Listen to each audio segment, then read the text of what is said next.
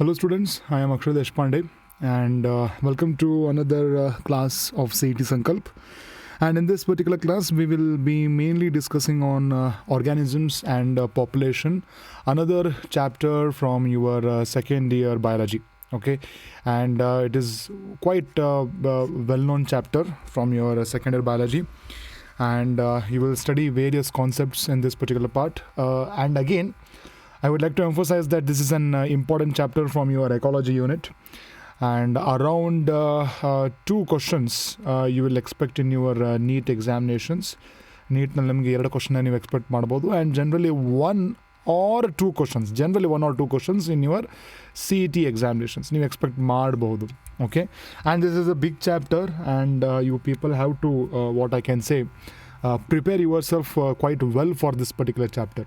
Okay, so organisms in ಪಾಪ್ಯುಲೇಷನ್ನಲ್ಲಿ ನಿಮಗೆ mainly emphasise ಮಾಡೋ ಅಂಥ ಪಾರ್ಟ್ ಯಾವುದು ಅಂತಂದರೆ, most important part that you people have to emphasise is mainly about the population interaction. Okay, and the population growth models, growth types, what we can say exponential growth ಅವೆಲ್ಲ ಬರುತ್ತಲ್ಲ, ಅದನ್ನು concentrate ಮಾಡಬೇಕು. And ಎರಡನೇದು ಏನಂತಂದರೆ mainly the abiotic factors from the first part of the chapter. Okay, ಅದರಲ್ಲಿ ನೀವು ಒಂದು ಸ್ವಲ್ಪ ಅಬಯೋಟಿಕ್ ಫ್ಯಾಕ್ಟರ್ಸು ಆ್ಯಂಡ್ ಅಡ್ಯಾಪ್ಟೇಷನ್ಸ್ ಬಗ್ಗೆ ನೀವು ಏನು ಮಾಡಬೇಕು, ಸ್ವಲ್ಪ ನೀವು ಕಾನ್ಸಂಟ್ರೇಟ್ ಮಾಡಬೇಕು. ಓಕೆ, ಸೊ ಜನರಲಿ ಇವನ್ನೇ ಭಾಳ ಫೋಕಸ್ ಮಾಡಿ ನಿಮಗೆ ಕ್ವಶನ್ಸ್ ಕೇಳ್ತಾರೆ, right? So I have prepared around some questions where we will try to cover all the chapter with these particular questions only. Okay, so let's start without any further delay. Okay, so here we are having the first question. The interaction between the organisms and its physical environment is called as the ecosystem, biomes, biosphere, ecology. So the one of the well-known definition of the ecology only. The answer is D over here. Okay, so it is basically the study of organisms with and its interaction with its environment ಅಂತ ಹೇಳ್ತೀವಿ. Okay, ಜೀವಿಗಳು, organisms ಮತ್ತು ತಮ್ಮ ಸುತ್ತಮುತ್ತಲಿರುವಂಥ ವಾತಾವರಣದ ಜೊತೆಗೆ ಏನು interaction ಮಾಡುತ್ತಲ್ಲ, ಈ interaction ಮಾಡುವಂಥ ಪ್ರೊಸೆಸ್ಸಿಗೆ ಈ ಸ್ಟಡಿ ನಾವೇನು ಮಾಡ್ತೀವಿ, this is called as ecology ಅಂತ ಹೇಳ್ತೀವಿ. Okay, so biosphere is different, ecosystem is different, and biomes are different. These 3 concepts you see in the ecological hierarchy ಅಂತ ಹೇಳ್ತೀವಿ ನಾವು ಇದಕ್ಕೆ. It is called as ecological hierarchy ಅಂತ ಬರ್ತದೆ ನಮಗೆ. Okay, ನಾವು ಎಕಾಲಜಿಕಲ್ ಹೈರಾರ್ಕಿ ಅಂತಂದರೆ ಯಾವಾಗಲೂ the most simplest unit we are having is the organism. Okay, yes, ನಾವು group of organisms making a of same species will make us the population. Okay, population ಆಗುತ್ತೆ ನಮಗೆ ಮುಂದೆ population, different population of different organisms will make us the communities.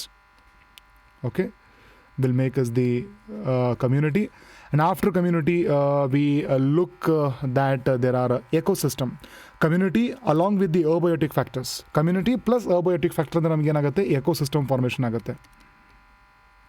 ಹೌದಾ?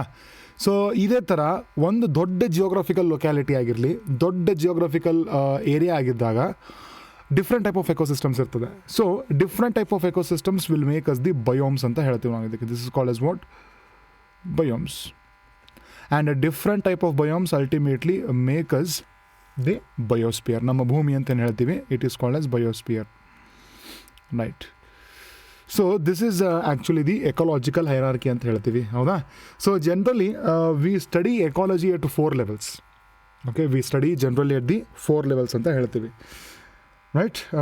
So this is mainly about the ecological hierarchy, and the right answer for this particular question we are having is the D, that is ecology. Now, in general, ecology is concerned at 4 levels.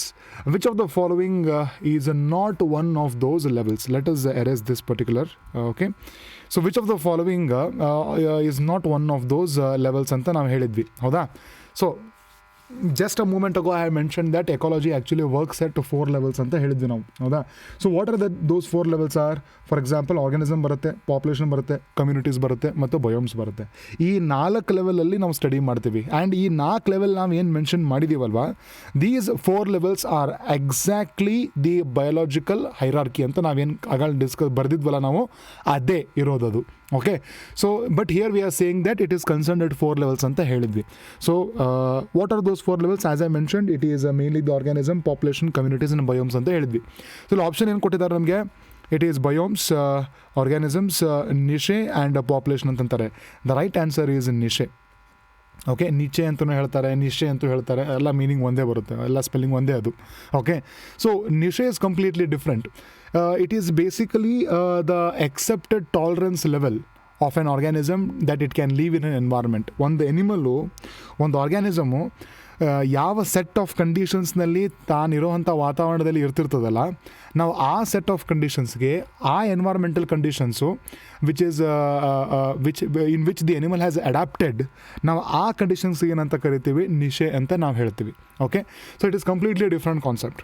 So biomes, as I said, different type of ecosystems will make us the biomes. Organism, it is the first unit, the fundamental unit of the ecology, and we can say that population ಅಂತಂದ್ರೇನು, it is the amalgamation or what we can say aggregation of organisms of same species. ಒಂದೇ ಪ್ರಜಾತಿಯ ಪ್ರಾಣಿಗಳ ಸಮೂಹಕ್ಕೆ ನಾವೇನಂತ ಹೇಳ್ತೀವಿ, we call it as population ಅಂತ ಹೇಳ್ತೀವಿ, right? So this is mainly about the second question. So let us look into the next one. Which of the following statement is about the physiological ecology is not true ಅಂತ ಹೇಳ್ತಾರೆ ಅವರು. Okay, physiological ಎಕಾಲಜಿಗೆ ಸಂಬಂಧಪಟ್ಟಿದ್ದಂಗೆ ಯಾವುದು ಸತ್ಯ ಅಲ್ಲ, not true ಅಂತ ಹೇಳ್ತಾರೆ. It tries to understand how animal tries to adapt in its environment. It tries to understand the adaptation in the terms of survival only. Ecology at organism level is a physiological ecology. Last one is all of the above ಅಂತ ಹೇಳ್ತಾರೆ. Okay, so the first is it tries to understand the animal's adaptation with its environment. Actually it is a true statement. Okay, ಒಂದು ಪ್ರಾಣಿ ತನ್ನ ಎನ್ವೈರ್ಮೆಂಟ್ದಲ್ಲಿ, ತನ್ನ ಸರೌಂಡಿಂಗ್ಸ್ನಲ್ಲಿ ಹೇಗೆ adapt ಆಗಿರುತ್ತೆ, okay, ಅದನ್ನು ತಿಳ್ಕೊಳ್ಳೋದೇ ನಮ್ಮದು ಫಿಸಿಯೋಲಾಜಿಕಲ್ ಎಕಾಲಜಿ ಅಂತ ಹೇಳ್ತೀವಿ. ಓಕೆ, ಎರಡನೇ ಸ್ಟೇಟ್ಮೆಂಟ್ ಏನು ಹೇಳ್ತದೆ ನಮಗಿಲ್ಲಿ, it tries to understand the adaptation in the terms of survival only ಅಂತ ಹೇಳ್ತಾರೆ. ನೋ, ಎನಿಮಲ್ದು ಉದ್ದೇಶ ತನ್ನ ಹ್ಯಾಬಿಟ್ಯಾಟ್ನಲ್ಲಿ not only to survive but also to reproduce. Okay, ಅದೆಲ್ಲ ಏನು ಮಾಡಬೇಕು, ಸರ್ವೈವ್ ಅಷ್ಟೇ ಆಗಬಾರ್ದು, ಜೊತೆಗೆ ಏನು ಮಾಡಬೇಕು, ಈವನ್ ರಿಪ್ರೊಡ್ಯೂಸ್ ಕೂಡ ಮಾಡಬೇಕು. ಓಕೆ, ಸೊ ಹಾಗಾಗಿ ಬರೀ ಸರ್ವೈವಲ್ ದೃಷ್ಟಿಯಿಂದ ನಾವು ಫಿಸಿಯೋಲಾಜಿಕಲ್ ಎಕಾಲಜಿನ ಕಲಿಯೋದಿಲ್ಲ. Okay, but also from the perspective of reproduction of an organism in its adapted environment. Right? So hence we can say B is not a true statement over here. Ecology is concerned at organism level ಅಂತ ಹೇಳ್ತಾರೆ. Okay, and it is called as the physiological ecology. It is actually true statement, right? So we can say that B is our only the not a true statement, right? Yes. The next question we are having is which of the following biomes has an annual mean precipitation of less than 50 centimeter? Okay, so ಇದಕ್ಕೆ ನೀವು ನಿಮ್ಮ text ಬುಕ್ನಲ್ಲಿ graph ಕೊಟ್ಟಿದ್ದಾರಲ್ಲ, page number 220 ಅದನ್ನು ಒಂದು ಸ್ವಲ್ಪ ನೀವು refer ಮಾಡಲೇಬೇಕು. And one of the most important graph. Okay, ಆ ಗ್ರಾಫ್ನಲ್ಲಿ ಡಿಫ್ರೆಂಟ್ ಟೈಪ್ ಆಫ್ ಬಯೋಮ್ಸ್ ಕೊಟ್ಟಿದ್ದಾರೆ. Desert, grasslands, temperate, tropical, next coniferous coniferous forest, and also arctic and alpine tundra ಅಂತ ಬರ್ತದೆ, ಹೌದಾ? ಸೊ ಆ ಥರದ್ದು ಬೇರೆ ಇದನ್ನು ಕೊಟ್ಟಿದ್ದಾರೆ. ಸೊ ನೆನಪಿಟ್ಕೊಳ್ಳಿ, there are 2 important features. That is annual precipitation ಅಂತ ಬರ್ತದೆ ನಮಗೆ. Okay, so annual mean rainfall ಆಗುತ್ತೆ, ಹೌದಾ? And also annual mean temperature. ಇವು 2 ಫ್ಯಾಕ್ಟರು ಭಾಳ important. Okay, these 2 factors dictate what type of biomes will be formed. Okay, ಭಾಳಷ್ಟು biomes ಇದೆ ಅಂತ ಹೇಳಿದ್ವಲ್ಲ ನಾವು. ಈ ಎಲ್ಲ ಬಯೋಮ್ಸ್ದು ಇಂಪಾರ್ಟೆಂಟು ಫಾರ್ಮೇಷನ್ ಆಗಲಿಕ್ಕೆ ಇಂಪಾರ್ಟೆಂಟ್ ಆಗಿರುವಂಥ 2 ಇಂಪಾರ್ಟೆಂಟು ಫೀಚರ್ ಯಾವುದು ಅಂತಂದರೆ ರೈನ್ಫಾಲು ಮತ್ತು ಇನ್ನೊಂದು ಟೆಂಪ್ರೇಚರ್ ಬರುತ್ತೆ. ಓಕೆ, ಸೊ ಆ ಗ್ರಾಫ್ನ ನೀವು ಸ್ಟಡಿ ಮಾಡಿ ನೋಡಿದರೆ, if you look into the graph, there are some important features. For example, tropical rainforest ಎಷ್ಟು ಬರುತ್ತಪ್ಪ, ಮ್ಯಾಕ್ಸಿಮಮ್ 420 to 450 ತನಕ ರೈನ್ಫಾಲ್ ಇದೆ ಆ್ಯನ್ಯುವಲ್ಲು. ಆ್ಯಂಡ್ ಟೆಂಪ್ರೇಚರ್ ರೇಂಜ್ ನೋಡಿದರೆ ನೀವು 20 ರಿಂದ 25 ರೇಂಜ್ನಲ್ಲೇ ಬರುತ್ತೆ, ಹೌದಾ? ನೀವು ಅದೇ ಟೆಂಪ್ರೇಟ್ ಫಾರೆಸ್ಟ್ಗಳು ನೋಡಿದರೆ ಟೆಂಪ್ರೇಚರ್ ಹೆಂಗಿದೆಪ್ಪ, ಮಿನಿಮಮ್ ಒಂದು 10 ಡಿಗ್ರಿ ಸೆಲ್ಸಿಯಸ್ಸಿಂದ ಹಿಡಿದು ಮ್ಯಾಕ್ಸಿಮಮ್ 22 ತನಕ ಹೋಗ್ತದೆ ರೌಂಡ್ ದ ಇಯರು ಮೀನು ಟೆಂಪ್ರೇಚರು. ಓಕೆ, ಇದೇ ಥರ ನೀವು ಅಕಸ್ಮಾತ್ ಏನಾದರೂ ಇದ್ರದ್ದು ರೈನ್ಫಾಲ್ ನೋಡಿದ್ರಿ ಅಂತಂದರೆ ಅರೌಂಡ್ 80 ಶುರು ಆಗುತ್ತೆ ಸೆಂಟಿಮೀಟ್ರು, ಮ್ಯಾಕ್ಸಿಮಮ್ ನಿಮಗೆ 210 220 ತನಕ ಹೋಗ್ತದೆ. ಓಕೆ, ಸೊ ಈ ಥರ ನೀವು ಗ್ರಾಫ್ನ ಸ್ಟಡಿ ಮಾಡಿ ಒಂದು ನೋಟ್ ಮಾಡ್ಕೊಳ್ಳಿ. ಓಕೆ, ಸೊ ಈಗ ಆ ಗ್ರಾಫ್ ಮೇಲೆ ಒಂದು ಕ್ವಶನ್ ಕೊಟ್ಟಿದ್ದೀವಿ ಇಲ್ಲಿ, ಏನಂತಂದರೆ which of the following biomes has annual mean precipitation ಅಂದರೆ ರೈನ್ಫಾಲ್ಗೆ, ಮಳೆಗೆ. Okay, precipitation mainly means the rainfall. ನೆನಪಿಟ್ಕೊಳ್ಳಿ, it is mainly the rainfall what we are asking. So annual precipitation of less than 50 centimetre ಅಂತ ಹೇಳ್ತಾರೆ. ಅಂದರೆ 50 ಸೆಂಟಿಮೀಟರ್ಗಿಂತ ಕಡಿಮೆ ಬೀಳಬೇಕು ಅಂತ ಹೇಳ್ತಾರೆ. Tropical rain forest, grassland, temperate forest and one more next we are having is the desert ಅಂತ ಹೇಳ್ತಾರೆ. The answer is desert. ನೀವು ಗ್ರಾಫ್ನ ಚೆಕ್ ಮಾಡಿ ನೋಡಿದರೆ ಏನಾಗುತ್ತೆ, ನಮಗೆ ಡೆಸರ್ಟ್ನಲ್ಲಿ ನಮಗೆ ರೈನ್ಫಾಲು 50 ಸೆಂಟಿಮೀಟರ್ಗಿಂತನೂ ಕಡಿಮೆ ಇರುತ್ತೆ. ಓಕೆ, ಸೊ ಆಲ್ಮೋಸ್ಟ್ ನಿಮಗೆ 50 ಸೆಂಟಿಮೀಟರ್ಗಿಂತ ಕಡಿಮೆ ಇರೋದು ಅಂತಂದರೆ ಅದೇ ಥರ ನಿಮಗೆ ಇನ್ನೊಂದು ಯಾವ್ದು ಬರುತ್ತೆ ಅಂತಂದರೆ we are having the arctic and alpine tundra ಅಂತದಲ್ಲ. Even that is also ranging less than 50, maximum it can go up to 100 ಅಂತ ಕೊಟ್ಟಿದ್ದಾರೆ. ನೀವು ಗ್ರಾಫ್ ಚೆಕ್ ಮಾಡಿ ನೋಡಿರಿ, ಆ ರೇಂಜ್ನಲ್ಲಿ ಬರುತ್ತೆ ಅದು. ಹೌದಾ? So you can look over here that the answer over here is the desert is our right answer. Yes, but for the tropical rain forest it is around 400 centimetre minimum, maximum ಹೋಗುತ್ತೆ ಅದು. Minimum ಒಂದು 200 ಶುರು ಆಗುತ್ತೆ ಅದು. Okay, gross ಲ್ಯಾಂಡ್ನಲ್ಲೂ ಕೂಡ ಸ್ವಲ್ಪ ಹಾಗೆ ಬರುತ್ತೆ, ಅರೌಂಡ್ 50 ಸೆಂಟಿಮೀಟರಿಂದ ಶುರು ಆಗಿ 100 ಸೆಂಟಿಮೀಟರ್ ತನಕ ಬರುತ್ತೆ. ನೋಡಿ ಗ್ರಾಫ್ ನೋಡಿ ನೀವು. Okay, and finally temperate forest ಕೂಡ ಹಾಗೆ ಆಗುತ್ತೆ. It starts somewhere between around 60 or 70. 60 or 70 ಇಂದ ಸಮಥಿಂಗ್ ಶುರು ಆಗುತ್ತೆ in between. Okay, maximum it may reach up to 210 ತನಕ ಹೋಗುತ್ತೆ.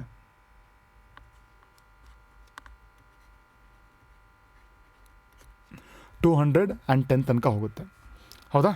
S, let's look into this. Let's remember all these important points. The next question, which of the following statements about the biomes are true ಅಂತ ಕೊಟ್ಟಿದ್ದೀವಿ. Okay, so let us look into the statements. The mean temperature of the tropical rain forest is 25 degrees Celsius. Okay, it is 25 degrees Celsius. Okay, ಬರೆದಿಲ್ಲ, ನಾನು ಬರೆದೆ ಇಲ್ಲಿ.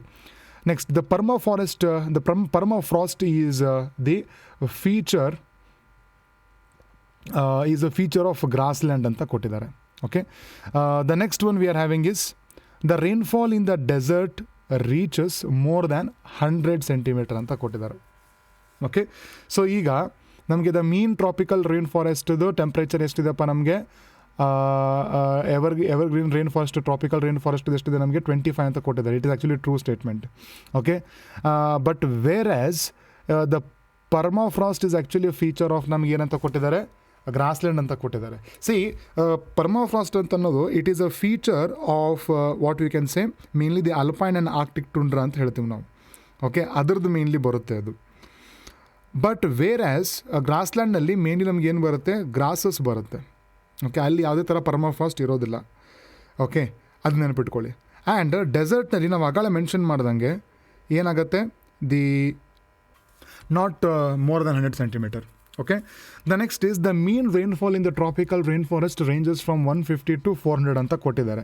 So if you look into the graph, ಅದು ನಮಗೆ actual value 150 ಅಂತ ಹೇಳಿಕ್ಕೆ ಬರೋಂಗಿಲ್ಲ, but it is between 100 and it is around 150 ಅಂತ ಕೊಟ್ಟಿದ್ದಾರೆ. 150 to 200 ನಡುವೆನೋ ಬರುತ್ತೆ ಅದು ವ್ಯಾಲ್ಯೂ. ಓಕೆ, ಸೊ ಹಾಗಾಗಿ we can consider that statement. Okay, so the fourth statement is actually true. Next, human intestine can be considered as a biome ಅಂತ ಹೇಳ್ತಾರೆ. It is also true. ಹೌದಾ? ಯಾಕಂದರೆ ನಮ್ಮ ಇಂಟೆಸ್ಟೈನ್ ಒಳಗಡೆ ಡಿಫ್ರೆಂಟ್ ಟೈಪ್ ಆಫ್ ಮೈಕ್ರೋಬ್ಸ್ ಎಲ್ಲ ಇರುತ್ತೆ. So hence we consider it as a kind of biome only.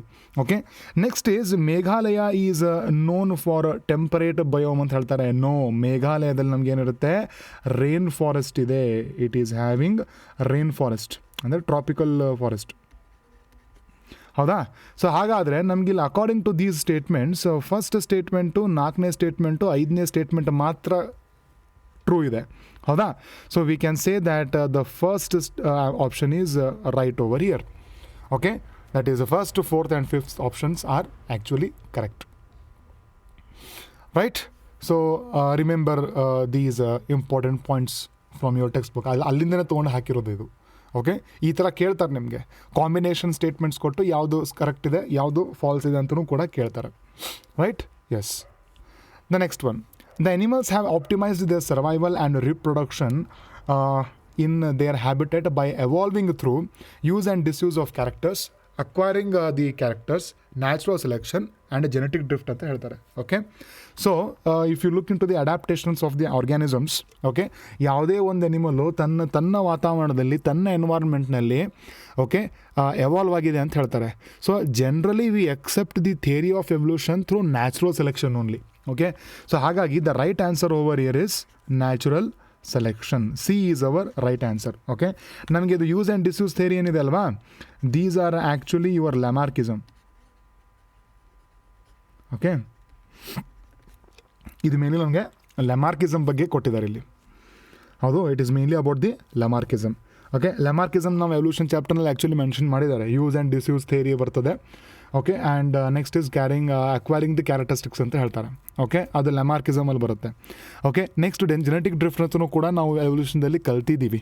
Okay, so you can just go through that particular concept once again there. Okay, so here also we say that we study that animals have adapted into their habitats, and these adaptations have come through the course of millions of years.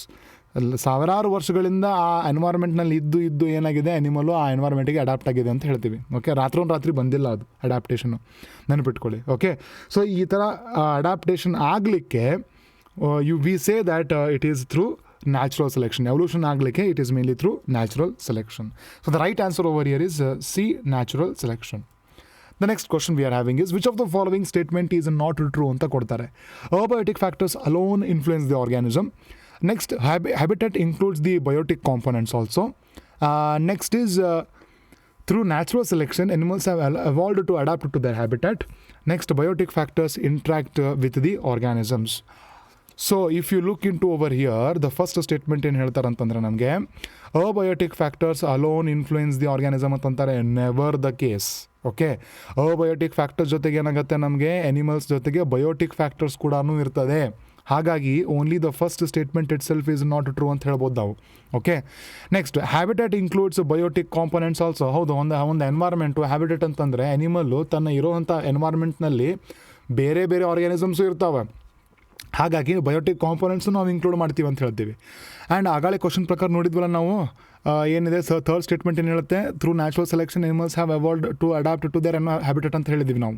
Last question ಅದೇ ಇತ್ತು ನಮಗೆ, ಹೌದಾ? So ಹಾಗಾಗಿ ಈ ಒಂದು third statement is actually true, second statement is actually true. Biotic factors also interact with the organisms, that is also true ಅಂತ ಹೇಳ್ತೀವಿ ನಾವು. ಯಾಕಂದರೆ ಎನ್ವೈರ್ಮೆಂಟ್ನಲ್ಲಿ, ಹ್ಯಾಬಿಟ್ಯಾಟ್ನಲ್ಲಿ ಆರ್ಗ್ಯಾನಿಸಮ್ಸು ಬರೇ ಅಬಯೋಟಿಕ್ ಫ್ಯಾಕ್ಟರ್ ಜೊತೆಗೆ ಅಷ್ಟೇ ಇಂಟ್ರಾಕ್ಟ್ ಮಾಡೋಂಗಿಲ್ಲ. There are other organisms also. Competition ಇದೆ, ಪ್ರಿಡೇಷನ್ ಇದೆ, ಇವೆಲ್ಲ ನಾವೇನಂತ ಕರಿತೀವಿ ಬಯೋಟಿಕ್ ಫ್ಯಾಕ್ಟರ್ಸ್. ಅದರ ಬಯೋಟಿಕ್ ಫ್ಯಾಕ್ಟರ್ಸ್ ಇರೋದಕ್ಕೆ ನಮಗೆ ಈ ಥರ ಇಂಟ್ರಾಕ್ಷನ್ ಕಂಡು ಬರ್ತಾ ಇದೆ. ಪ್ರಿಡೇಷನ್ ಆಗಿರ್ಬೋದು, ಮ್ಯೂಚುವಲಿಸಮ್ ಆಗಿರ್ಬೋದು. ಸೊ ಹಾಗಾಗಿ even biotic factors also interact with the organisms. It's also true statement. ಆದರೆ ಅಬಯೋಟಿಕ್ ಫ್ಯಾಕ್ಟರ್ಸ್ ಅಲೋನ್ ಕಂಟ್ರೋಲ್ ಮಾಡುತ್ತಂತ ಏನು ಹೇಳ್ತೀವಲ್ಲ, ದ್ಯಾಟ್ ಈಸ್ ಫಾಲ್ಸ್ ಅಂತ ಹೇಳ್ಬೋದು. ಓಕೆ, ಸೊ ಹಾಗಾಗಿ A statement is not true over here, right? So hence the right answer over for this question is A. The next one, the defined conditions that an organism can tolerate, utilize the resource and has a distinct role in ecological function is environment, ecosystem, niche, biodiversity. Okay, ನಾವು first question discuss ಮಾಡಬೇಕಾದ್ರೆ ನಮಗೆ ಬಂದಿತ್ತು option ನಿಶೆ ಅಂತ ಬಂದಿತ್ತು, ಹೌದಾ?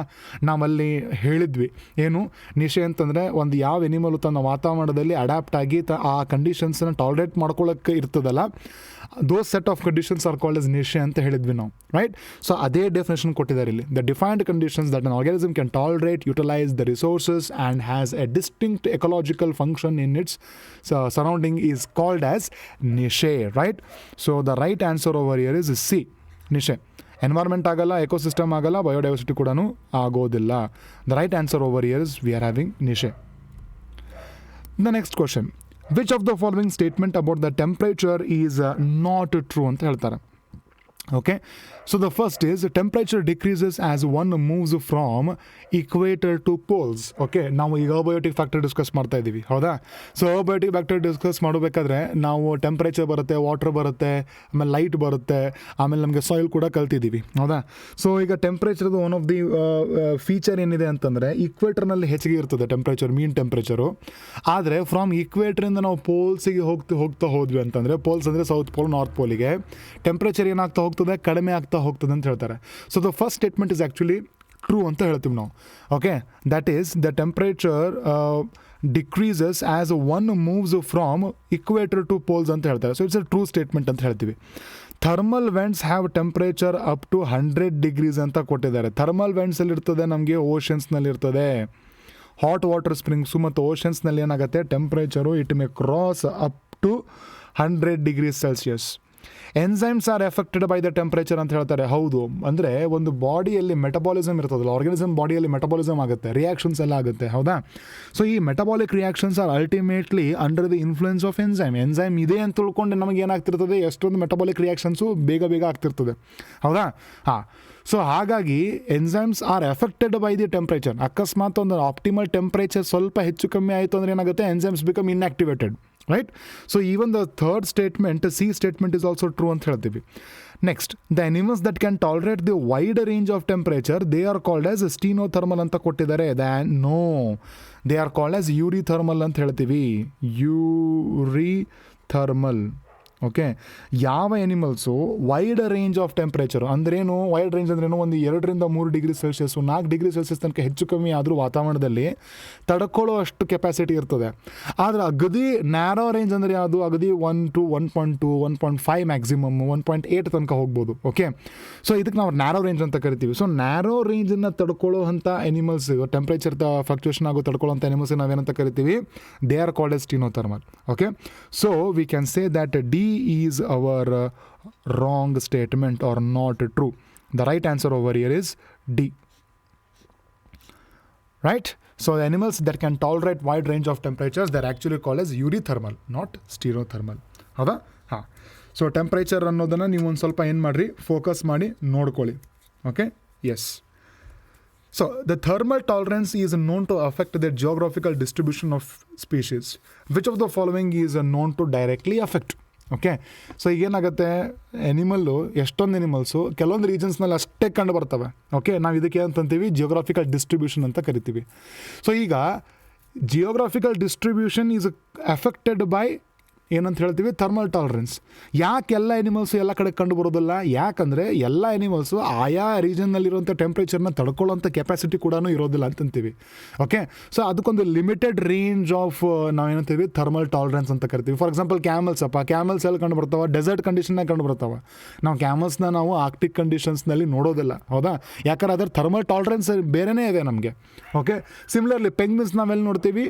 ಅಂಟಾರ್ಟಿಕಾದಲ್ಲಿ ನೋಡ್ತೀವಿ, ಅದನ್ನು ನಾವು ಡೆಸರ್ಟ್ನಲ್ಲಿ ನೋಡೋದಿಲ್ಲ. ಸೊ ಅದ್ರದ್ದು ಥರ್ಮಲ್ ಕೆಪಾಸಿಟೀಸು ಟಾಲರೆನ್ಸು ಬೇರೆಯೇ ಇದೆ, ಹೌದಾ? ಸೊ ಅದನ್ನೇ ಕೇಳಿದ್ದಾರೆ ಇಲ್ಲಿ. ಏನಂದರೆ thermal tolerance is known to affect the geographical distribution of species. Which of the following is known to directly affect ಅಂತ ಕೊಟ್ಟಿದ್ದಾರೆ. Melting of polar caps, okay, deforestation, water pollution, global warming ಅಂತಾರೆ. The right answer is global warming over here. Okay, the right answer over is global warming. Okay, ಯಾಕೆ ಅಂತಂದರೆ global warming ಅಂದ್ರೇನು? Global increase in the temperature is called as global warming ಅಂತೀವಿ. ಯಾಕಂದರೆ green house gases ಎಲ್ಲ ಬರುತ್ತೆ ನಮಗೆ, environmental ಇಶ್ಯೂಸ್ನಲ್ಲಿ ಕಲಿತೀವಿ ಇದ್ರ ಬಗ್ಗೆ, ಹೌದಾ? ಸೊ ಅಲ್ಲಿ ಏನಾಗುತ್ತೆ ಅಂತಂದರೆ ಗ್ಲೋಬಲ್ ವಾರ್ಮಿಂಗ್ ಆಗೋದ್ರಿಂದ ಟೆಂಪ್ರೇಚರ್ ಇನ್ಕ್ರೀಸ್ ಆಗುತ್ತೆ. ಟೆಂಪ್ರೇಚರ್ ಇನ್ಕ್ರೀಸ್ ಆಗೋದ್ರಿಂದ ಏನಾಗುತ್ತೆ, ನಮಗೆ ಎನಿಮಲ್ಸ್ದು ಆಲ್ರೆಡಿ ತಮ್ಮ ಹ್ಯಾಬಿಟೇಟ್ನಲ್ಲಿ ಒಂದು ಟೆಂಪ್ರೇಚರ್ ತಡ್ಕೊಳ್ಳೋ ಅಂಥ ಒಂದು ಇನ್ನೇಟ್ ಎಬಿಲಿಟಿ, ಒಂದು ಶಕ್ತಿ ಇರ್ತದೆ. So this will affect the geographical distribution of species even more. Okay, so ಹಾಗಾಗಿ global warming is the major factor that will affect the thermal tolerance of the organisms. The next question, the first forms of life on earth originated in land, water, islands, none of the above. The answer is water. ನಮಗೆಲ್ಲ ಗೊತ್ತು, life originated ಎಲ್ಲ ಆಯ್ತು ನಮಗೆ ನೀರಿನಲ್ಲಾಯಿತು. First life forms ಹುಟ್ಕೊಂಡಿದ್ದು probably ಓಷನ್ಸ್ನಲ್ಲಿ. Oceans ಅಂದರೆ ಅರ್ಥ ಏನು? ನೀರಲ್ವಾ? ಸೊ ಹಾಗಾಗಿ the right answer is B, water. The next question, the salinity in lagoons, okay, hypersaline lagoons anta karitivi ನಾವು. The name itself indicates hypersaline anta ಕೊಟ್ಟಿದ್ದೀವಿ.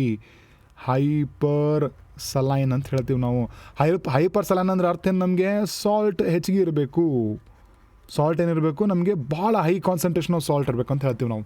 Okay, so they have given some values over 5 ppm ಅಂತ ಕರಿತೀವಿ. 5 ppm is mainly for your fresh water.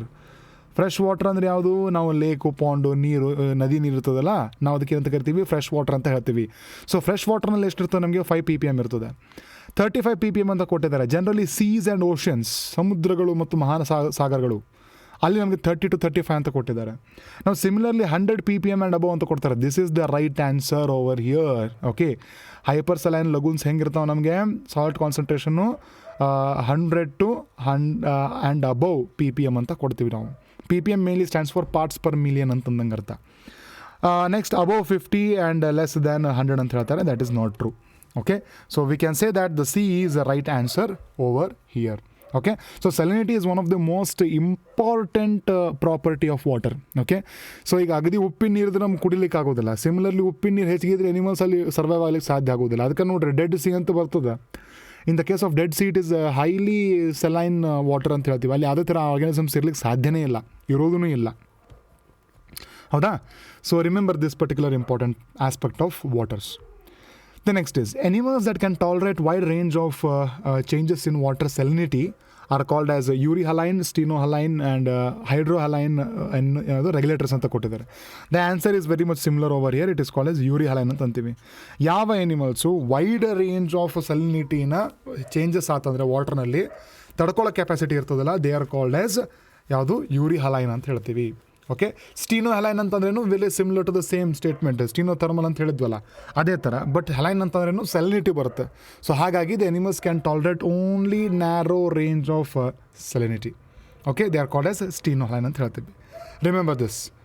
So moving on, which of the following statements is true regarding water as abiotic factor? Abiotic factor ಸಂಬಂಧಪಟ್ಟಿರುವಂಥ statement ವಾಟರ್ಗೆ ಯಾವುದು ನಿಜವಾಗಿದೆ ಅಂತ ಕೇಳ್ತಾರೆ.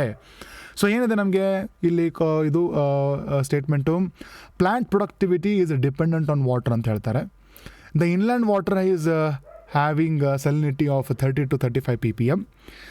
Next, the salinity is not a problem to fishes that live in fresh water or sea water. The animals that tolerate narrow range of temperature, they are called as urihaline ಅಂತ ಹೇಳ್ತೀವಿ. Okay, ನಮ್ಗೆ 4ನೇ statement ನೋಡಿದ್ರೆ ಗೊತ್ತಾಗುತ್ತೆ ಏನು, it is wrong. ಯಾಕೆ? They are called as stenohaline, not euryhaline. ಹೌದಾ? So D statement is false, not true. Salinity is not a problem to fishes living in fresh water and sea water ಅಂತಂತಾರೆ. It is actually a challenge. Okay, ಹಾಗಾಗಿ ಇದು ಕೂಡ ತಪ್ಪಾಗುತ್ತೆ. ಯಾಕಂತಂದರೆ ಏನಾಗುತ್ತೆ ಅಂದರೆ, ಯಾವ animals hypertonic solution, hypotonic and hypotonic. Okay, plant physiology ಟ್ರಾನ್ಸ್ಪೋರ್ಟ್ನಲ್ಲಿ ಕಲ್ತಿದ್ದೀವಿ ನೋಡಿರಿ. ಟ್ರಾನ್ಸ್ಪೋರ್ಟ್ ಇನ್ ಹೈಯರ್ ಪ್ಲ್ಯಾಂಟ್ಸ್ ಅಂತ ನಾವು ಕಲ್ತೀವಲ್ಲ, ಅಲ್ಲೇನು ಚೆಕ್ ಮಾಡಿರಿ. Okay, exactly same challenges. Okay, plasmolysis ಅಂತ ಏನು ಹೇಳ್ತೀವಿ ನೋಡಿರಿ, ಅದೇ ಥರ ಚಾಲೆಂಜ್ ಈವನ್ ಫ್ರೆಶ್ ವಾಟರ್ ಫಿಶಸ್ಸಿಗೂ ಮತ್ತು ಸಿ ವಾಟರ್ನಾಗೂ ಬರ್ತದೆ, ಆ್ಯನಿಮಲ್ಸಿಗೆ ಬರ್ತದೆ. ಹೌದಾ? ಸೊ ಹಾಗಾಗಿ salinity is also a big problem and challenge to fishes. Okay, next, inland water is having a salinity of 30 to 35 ಅಂತಾರೆ. ಇನ್ಲ್ಯಾಂಡ್ ಅಂದರೆ ಯಾವುದು? ವಾಟರು ಮೇನ್ಲಿ ಪಾಂಡ್ ಆಗಿರ್ಬೋದು, ರಿವರೈನ್ ಸಿಸ್ಟಮ್ಸ್, ರಿವರ್ ಇರ್ತದಲ್ಲ, ನದಿಗಳಾಗಿರ್ಬೋದು, ಕೆರೆಗಳಾಗಿರ್ಬೋದು, ಅವಕ್ಕೆ ನಾವು ಇನ್ಲ್ಯಾಂಡ್ ವಾಟರ್ ಅಂತ ಹೇಳ್ತೀವಿ, ನೆನಪಿಟ್ಕೊಳ್ರಿ. ಓಕೆ, ಸೊ ಹಾಗಾಗಿ ಅಲ್ಲಿ ಎಷ್ಟಿರ್ತದೆ ನಾವು ಕಲ್ತೀವಿ, 5 ppm, ಲೆಸ್ ದೆನ್ 5 ppm ಅಂತ ಕಲ್ತೀವಿ. ಓಕೆ, 30 to 35 ಅದಕ್ಕೆ ಇರ್ತದೆ, ಓಷನ್ಸ್ ಆ್ಯಂಡ್ ಸೀಸಿಗೆ ಇರುತ್ತೆ ಅಂತ ಕಲ್ತೀವಿ, ರೈಟ್? ಸೊ ಹಾಗಾಗಿ it is not a true statement. The first statement ಯಾವುದಪ್ಪ ನಮಗೆ, plant productivity is dependent on water. Exactly. So ಹಾಗಾಗಿ the right answer over here is A is the right answer. Right? Now moving on. The main source of energy for plants is water, sun, UV radiation, IR rays. We all know photosynthesis plant ಮಾಡುತ್ತೆ, ಹೌದಲ್ವಾ?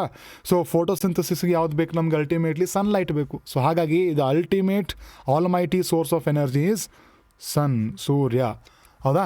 So ಹಾಗಾಗಿ B is our right answer over here. The next question, herbs and shrubs have adapted to photosynthesize optimally in forests because they are exposed to sunlight, they grow in dark, or partially require light, are overshadowed by tall plants ಅಂತ ಹೇಳ್ತಾರೆ. Okay, so ಈಗ light is the most important source for the plants. ಈಗ light ಕಡಿಮೆ ಬಿತ್ತಂದ್ರೆ ಏನಾಗುತ್ತೆ? Photosynthetic capacity ಕಡಿಮೆ ಆಗುತ್ತೆ. Photosynthetic capacity ಕಡಿಮೆ ಆದರೆ ಪ್ರೊಡಕ್ಟಿವಿಟಿ ಕಡಿಮೆ ಆಗುತ್ತೆ. ಆದರೆ ಎಲ್ಲ ಪ್ಲ್ಯಾಂಟ್ಸೂ ಟಾಲ್ ಇರೋಂಗಿಲ್ಲ, so that it can get maximum sunlight. ಕೆಲವೊಂದು ಎಷ್ಟೊಂದು ಹರ್ಬ್ಸ್ ಇರ್ತವೆ, ಶರ್ಬ್ಸ್ ಇರ್ತವೆ which grow below the below the tall plants. Okay, so below the tall plants ಅಂದರೆ there will be constantly shadow. Okay, shadow ಅಂದರೆ ಏನಾಗುತ್ತೆ ನಮಗೆ ನೆರಳು ಅಂತ ಹೇಳ್ತೀವಿ. ನೆರಳು ಅಂತಂದ್ರೆ ಏನಾಗುತ್ತೆ ನಮಗೆ ಏನಾಗುತ್ತೆ ಶಾಡೋ ಬಿದ್ದರೆ ಏನಾಗುತ್ತೆ ನಮಗೆ ಸನ್ಲೈಟ್ ಇಂಟೆನ್ಸಿಟಿ ಕಡಿಮೆ ಆಗುತ್ತೆ. ಹೌದಾ? ಸೊ ಕಡಿಮೆ ಸನ್ಲೈಟ್ ಇದ್ದರೂ ಕೂಡ they have to photosynthesise optimally, best photosynthesis ಮಾಡಬೇಕು.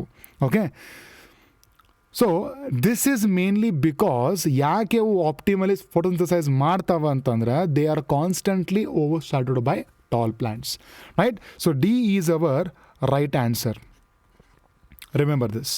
ರೈಟ್? ಪಾರ್ಷಲಿ ರಿಕ್ವೈರ್ ಸನ್ಲೈಟ್ ಅನ್ನೋದು ತಪ್ಪಾಗುತ್ತೆ. ಡಾರ್ಕ್ನಾಗ ಗ್ರೋ ಆಗೋದಿಲ್ಲ. ನೆಕ್ಸ್ಟ್ ಇನ್ನೊಂದು ಯಾವುದು ಎಕ್ಸ್ಪೋಸ್ ಟು ಸನ್ಲೈಟ್ ಅಂತ ಹೇಳ್ತಾರೆ. That's also not true. Okay, so they are constantly over ಶಾಡೋಡ್ by the tall plants. Okay, so shadow ಇದ್ದರೂ ಕೂಡ they can do the photosynthesis best. Right? Yes. The next question: which of the following, which one of the plant's activity is dependent on light? Okay, flowering, water absorption, transport of nutrients, gaseous exchange in a leaf. The answer is flowering. Okay. ನಾವು ಕಲ್ತಿದ್ದೀವಲ್ರಿ day neutral plants, long day plants, short day plants, flowering ಎದಂಗಾಗತ್ತೆ? That is mainly because of light only. ಹೌದಾ? So fluorescence is a big factor is influenced by the light.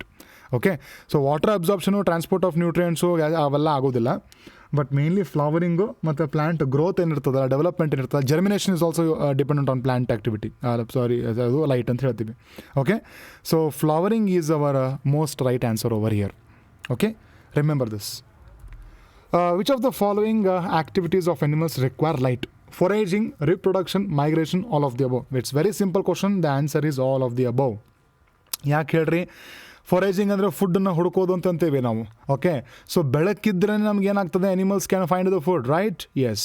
So next is reproduction, seasonal breeders and non seasonal breeders. Seasonal breeders ಏನು ಮಾಡ್ತವೆ? ಲೈಟನ್ನು ಒಂದು reference ಆಗಿಟ್ಕೊಂಡು ಅವಕ್ಕೆ ಗೊತ್ತಾಗುತ್ತೆ ತಮ್ಮ breeding season ಬಂದಿದೆ ಅಂತ ತಿಳ್ಕೊಂಡು. ಮೈಗ್ರೇಷನ್ ಅಂತ ಹೇಳ್ತೀವಿ, the animals which will move from one region to another region during the unfavourable conditions and again they require light. Okay, ರಾತ್ರಿ ಹೊತ್ತು ಯಾವುದೇ ಅನಿಮಲ್ಸ್ ಜನರಲಿ ಮೈಗ್ರೇಟ್ ಮಾಡೋಂಗಿಲ್ಲ. Okay, so remember this. The answer is all of the above. Now, soil is mainly formed by weathering of rocks, dead and decaying organism, carving action of the river and rain ಅಂತ ಹೇಳ್ತಾರೆ. The answer is weathering of rocks ಅಂತ ಹೇಳ್ತೀವಿ. Okay, weathering ಅಂತಂದ್ರೇನು? General environmental conditions. For example ಬಿಸಿಲಾಗಿರ್ಬೋದು, ಗಾಳಿ ಆಗಿರ್ಬೋದು, ಮಳೆ ಆಗಿರ್ಬೋದು. ಓಕೆ, ಸೊ ಈ ಥರ ಕಾನ್ಸ್ಟೆಂಟ್ಲಿ ಮಿಲಿಯನ್ಸ್ ಆಫ್ ಇಯರ್ಸ್ ತನಕ ಏನಾಗುತ್ತೆ? ರಾಕ್ಸ್ ಎಕ್ಸ್ಪೋಸ್ ಆಗುತ್ತೆ ಈ ಕಂಡೀಷನ್ಸ್ಗೆ. ಇದರಿಂದ ಏನಾಗುತ್ತೆ? ಪೌಡ್ರಿಂಗ್ ಆಗುತ್ತೆ. ಪೌಡ್ರಿಂಗಿಂದನೇ ಏನಾಗುತ್ತೆ? ನಮಗೆ ಸಾಯಿಲ್ ಫಾರ್ಮೇಷನ್ ಆಗುತ್ತೆ. Right? So the right answer over year is the weathering of racks. The next question: if the soil in a locality is having more fine particles, okay, less air space between the soil particles, okay, and more percolation, then the soil can hold less water, hold more water, hold moderate water, cannot hold water at all. The answer is, we can say, can hold more water. ಅಂದರೆ ಅಕಸ್ಮಾತು fine particles ಹೆಚ್ಚಿಗೆ ಇತ್ತು ಅಂತಂದರೆ ಸಾಯಿಲ್ನಲ್ಲಿ, okay, and grain size ಸ್ವಲ್ಪ ಸಣ್ಣದಿರಬೇಕು, ಮತ್ತು ಪರ್ಕೋಲೇಷನ್ ಅಂದರೆ four size, okay, four ಹೆಚ್ಚಿಗೆ ಇರಬೇಕು soil ಒಳಗಡೆ. ಸೊ ಇದರಿಂದೆಲ್ಲ ಏನಾಗುತ್ತೆ? ವಾಟರ್ನ ಚಲೋ ಅಬ್ಸಾರ್ಬ್ ಮಾಡ್ಕೊಳಕ್ಕಾಗತ್ತೆ, ಹೆಚ್ಚಿಗೆ ವಾಟರ್ನ ಹಿಡ್ಕೊಳ್ಳಿಕ್ಕೆ ಸಾಧ್ಯ ಆಗುತ್ತೆ ವಾಟರ್ಗೆ, ಸಾಯಿಲ್ಗೆ. ಓಕೆ, ಸೊ ಹಾಗಾಗಿ the right answer over here is it can hold more water. The next question: the need or to try to maintain constant internal environment is called as conformers, suspend, homeostasis, migration. The answer is migration. Sorry, the answer is homeostasis. Okay, the answer is homeostasis. ಅಂದರೆ the ability or the need to maintain a constant internal environment. Body ಒಳಗಡೆ constant temperature maintain ಮಾಡ್ಕೊಳ್ಳೋದು, constant salt balance ಮಾಡ್ಕೊಳ್ಳೋದು, ion balance ಮಾಡೋದು. ನಾವು ಇದಕ್ಕೆ ಏನಂತ ಹೇಳ್ತೀವಿ? ಈ ಎಬಿಲಿಟಿಗೆ ನಾವೇನಂತ ಕರಿತೀವಿ? ಈ ರಿಕ್ವೈರ್ಮೆಂಟಿಗೆ ನಾವೇನಂತ ಹೇಳ್ತೀವಿ? ಹೋಮಿಯೋಸ್ಟಾಸಿಸ್ ಅಂತ ಕರಿತೀವಿ. Right? So this is the answer for this question. The next one: which of the following is true? Regulators cannot maintain body temperature. Success of mammals is due to the ability to regulate temperature. Animals which live in Antarctica have evaporative cooling. Plants have mechanisms to maintain temperatures ಅಂತ ಕೊಡ್ತಾರೆ. Remember, plants do not have any kind of mechanisms to maintain temperature. ಮಾಡಲಿಕ್ಕೆ ಆಗೋದಿಲ್ಲ ಪ್ಲಾಂಟ್ಸಿಗೆ.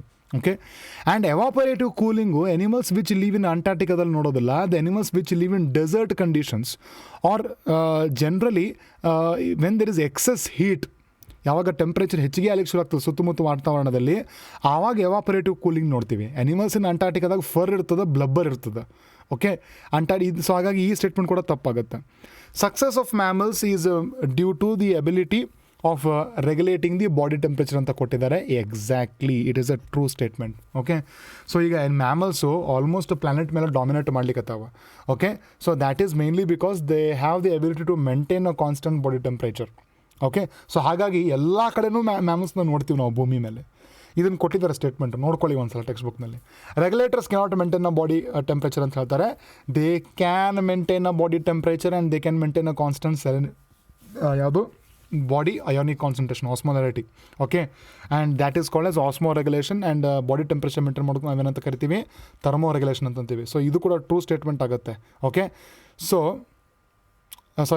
Falls statement ಆಗುತ್ತೆ. So ಹಾಗಾಗಿ the right answer over here is B. Success of mammals is due to the ability to regulate a constant body temperature. So B is the right answer over here.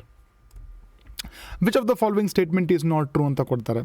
A majority of organisms are regulators. Thermoregulation is an energetically expensive process, and